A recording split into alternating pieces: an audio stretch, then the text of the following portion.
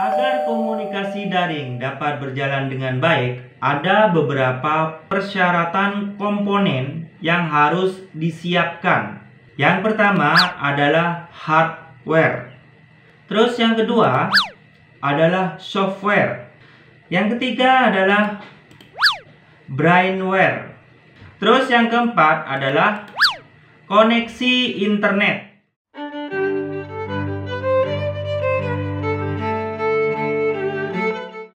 Assalamualaikum warahmatullahi wabarakatuh. Salam Siskomdik. Kali ini saya akan membahas tentang bab 5, yaitu komunikasi daring. Kompetensi dasar 3.10 yang akan kita pelajari adalah menganalisis komunikasi sinkron dan asinkron dalam jaringan. Terus 4.10 melakukan komunikasi sinkron dan asinkron. Sebelum membahas pembelajaran ini, mari kita berdoa terlebih dahulu dengan membaca sholawat. Berdoa dimulai.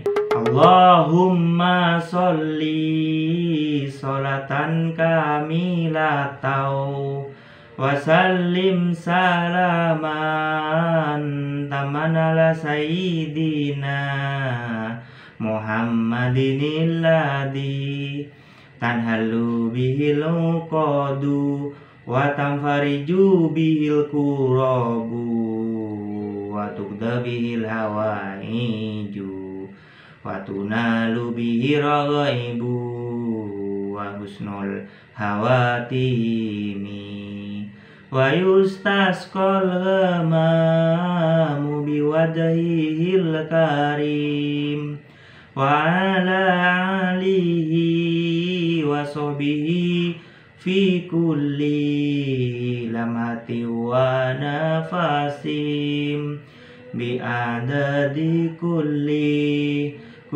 ma'lumillah kulli ma'lumillah. Alhamdulillah. Yang pertama adalah jenis komunikasi jaringan.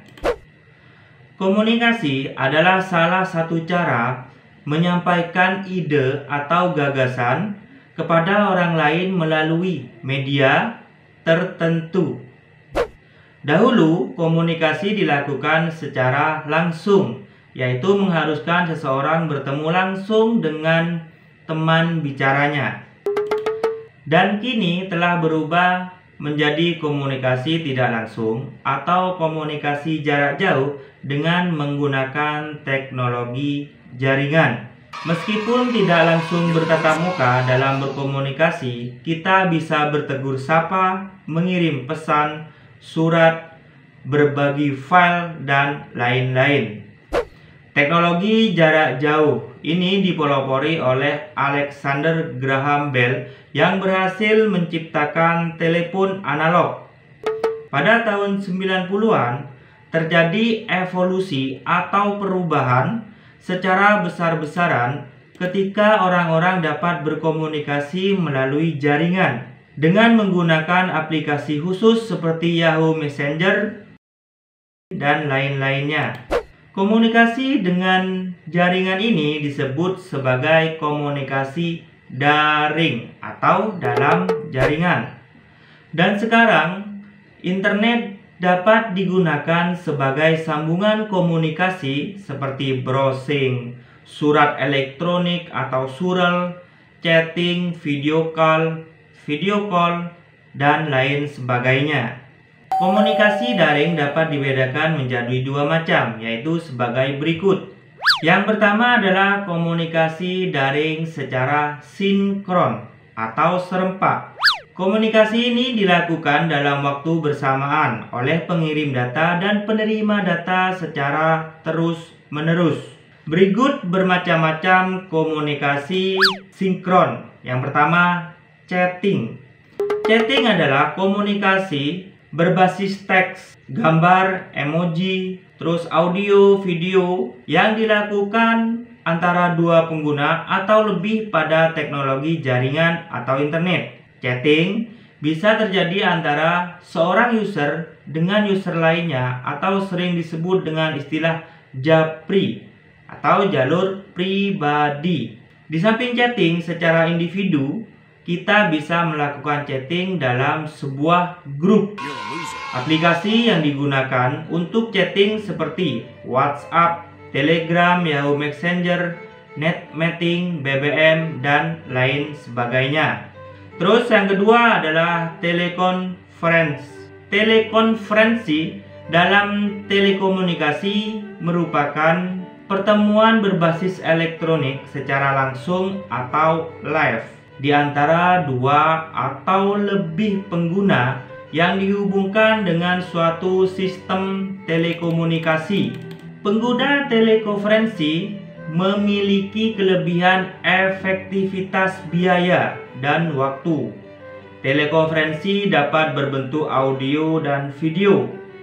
Telekonferensi audio merupakan salah satu jenis telekonferensi di mana seseorang dapat melakukan percakapan secara interaktif di dalamnya. Seseorang dapat berbicara dengan lebih satu orang melalui speaker. Itu telekonferensi audio.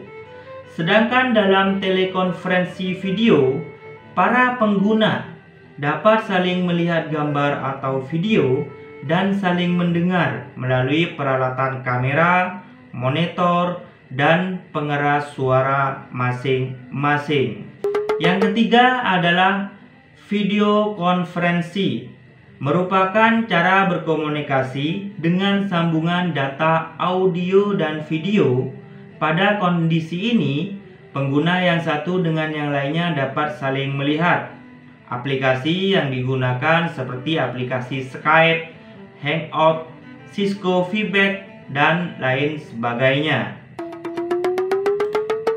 Yang kedua adalah komunikasi daring secara asinkron atau tidak serempak.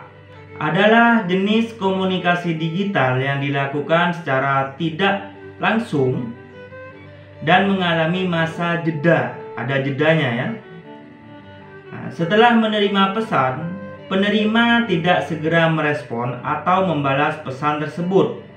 Hal tersebut tergantung pada proses pengiriman dan kesibukan masing-masing pengguna. Misalnya, Ani mengirim surel atau surat elektronik kepada Ana. Namun, belum tentu Ani langsung melihat dan membalasnya karena pemberitahuan surel yang tidak diketahui atau belum ada waktu untuk membaca dan membalasnya. Contohnya seperti surat elektronik atau email dan forum diskusi seperti Linux, Kaskus, dan lain-lainnya. Agar komunikasi daring dapat berjalan dengan baik, ada beberapa persyaratan komponen yang harus disiapkan. Yang pertama adalah hardware. Hardware adalah perangkat keras yang secara fisik dapat disentuh dan dioperasikan sebagai sarana melakukan komunikasi. Jadi hardware ini medianya yang ada fisiknya, misalkan komputer, handphone, atau smartphone, terus notebook, dan lain sebagainya. Terus yang kedua adalah software. Software adalah perangkat lunak atau aplikasi yang tidak dapat disentuh dan diraba secara fisik.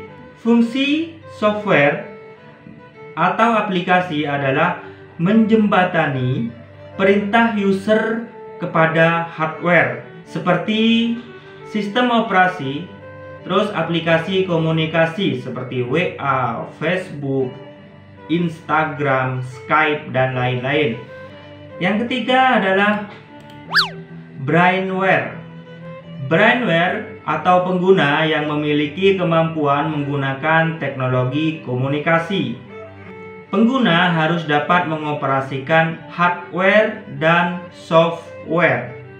Jadi seorang user harus bisa mengoperasikan hardware atau alatnya beserta software atau aplikasinya.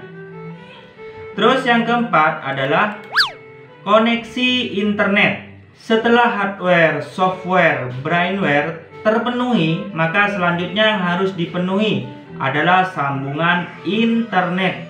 Sambungan internet sekarang ini sudah berjalan bersamaan dengan saluran telekomunikasi yang didukung teknologi 5G, sehingga memungkinkan kita dapat melakukan video call dengan kualitas resolusi gambar yang baik dan suara yang jernih. Jadi itu beberapa komponen yang harus dipenuhi. Hardware itu alatnya, software itu aplikasinya, brainware itu adalah user atau penggunanya, terus koneksi internet adalah layanan yang kita gunakan supaya kita berkomunikasi daring itu lancar. Oke, itu pertemuan pertama tentang jenis komunikasi daring. Dan untuk pertemuan selanjutnya itu adalah tentang surat elektronik atau surel. Oke, semoga bermanfaat. Assalamualaikum warahmatullahi wabarakatuh. Salam Siskomdik.